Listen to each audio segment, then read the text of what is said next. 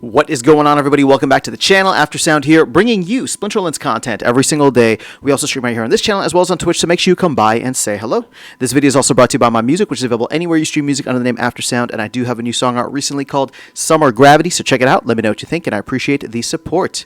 All right, guys, let's jump into another video answering your comments. I'm actually really enjoying doing this again, so I hope you guys are enjoying it as well. I'm going to continue going as long as you guys leave thoughtful comments, which I very much appreciate, so let's go ahead and dive right in. This first one from Gouge on the Which Land Card is Best for You video says, appreciate all your videos, all your Splinterlands videos. All I know is I feel your energy. Finally checked out your music today. Oh, cool. And really enjoyed it. So I'm now following you. Recommend other players check out. Also a great way to support Aftersound or return some love for all he has done for our community. Besides that, his music is top notch. So do yourselves and him a favor. I appreciate that. Thank you. I was not expecting that. Cool. What a fun way to start the video. This was not planned, but thank you, Gouge, for the feedback on it and for the support. I really do appreciate it. And I'm glad you're enjoying the Splinterlands music. Splinterlands content as well as the music. So, Pomp, let's get into this now. This is on the land cards will burn a lot of resources. So, Pomp says, so I have a free slot. So I have to free a slot, reducing my production by roughly 20% and substitute with a land card that increase the total production of land by at least 20%, or else it would be useless doing so. Yes. I mean, that's roughly what it's going to come down to, which is why I think that this is going to be a lot more nuanced than people are expecting, right? Like, people are going to have to run the numbers and see if it's actually worthwhile for them to go and chase some of these land cards. My guess is that people are going to want the land cards, but they're going to use them on maybe newer plots. And then while they optimize, they can figure out what the best way to do things is. Maybe they can put more production on a certain plot and then get the benefits of a boost with the benefits of like a DEC reduction, something like that, right? But it is gonna create a lot of, as I was saying in the previous video, a lot of Tetris for players to be able to kind of juggle around the different land plots and cards and resources that they have. All right, so Erroneous says, I don't think I will be trying to craft these because I'm severely understaked, but I will be taking advantage of the increased value of resources so I can sell them and stake that DEC on land. Hey, that's not a bad idea either. I probably will be doing a little bit of the same. I have stopped selling my resources, at least for a little while now. I want to build up a little bit of a stockpile and see what happens, but, you know, I was looking at not just the value of resources, you know, and the relative price compared to DEC, but also the amount of volume and trading. And it's fascinating because, like, especially for like wood, I'm seeing the APR in the trade hub start to rise like a significant amount, right? Now, I don't have a lot of capital in there, and it's not like I would put a ton of capital in there, but man, if these liquidity pools can be stable, high volume and long-term, you know, just areas in which people can park capital, that could be something really cool. I mean, I know we always joke about Splinterlands being a DeFi platform. Well, this is the DeFi side. We want to attract crypto bros and people who want to be part of a game that has a DeFi element to it. And land, and specifically the trade hub, is a place where they can do that. All right, so Keek says, yeah, I agree. This is about the potions video. I agree, and it seems like an easy lift, especially since potions and chests dropped hugely, and more use cases for land resources, the better. Yeah, I would love that. So hopefully they're listening and can make that happen.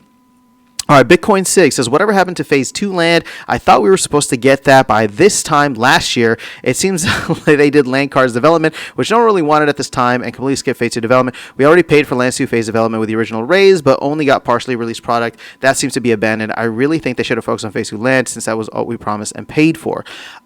So they didn't. They definitely skipped over it or deprioritize it, but it sounds as though once this land card development stuff is done, that is going to be where Cryptomancer pivots to in Q1 of next year. I don't think that that's an answer that's going to satisfy you, Bitcoin Sig, and I actually understand and agree with your frustration.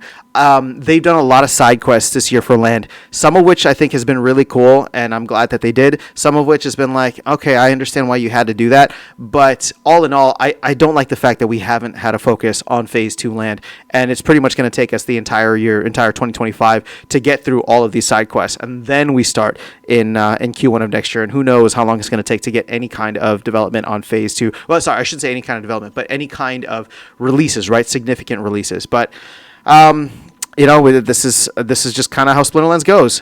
You know, land in its entirety was promised to us in 2022, so we're running about 4 years late on it at this point. All right, DJ says land cards right now are just proof of concept. If successful, it will roll out with a lot more options. Yeah, that'll be cool. I mean, I mean, 4 cards is, I think, more than enough. Let's see what the demand is like. And then if they want to continue doing that, they can release another 4 cards and do some of the other elements or, whatever that people were missing. Snowball says, always ripping on poor old hardy stonefish. Burn the fish. I mean, what other cards? Like, I'm too new for Rusty Android, so what's the other card that I should be... Like, Venari Heatsmith is another one that, nobody really liked. All right, Parham is back. Land cards are scam like gold foil chaos cards. It's all a scam, brother. It's all a scam. International Travel Channel says, Beaver. Another Beaver. Thank you to you and Snowballs for the comment. Appreciate you. Dustin Webb says, I do want to say I appreciate all these videos where you address real comments and concerns of players. Oh, well, thank you. I'm glad you're enjoying them. And again, I enjoy doing these because it helps me to interact with you guys much more directly than just in my free time, getting a minute here and there to quickly reply to comments. I feel like I can give you a little bit more of a thoughtful response. Keeg says, you can also buy them in Glint, which I think how most people buy them currently. This is for potions. You know what? I did not know that. Or you know what? I guess I didn't know that, but I hadn't really thought through it.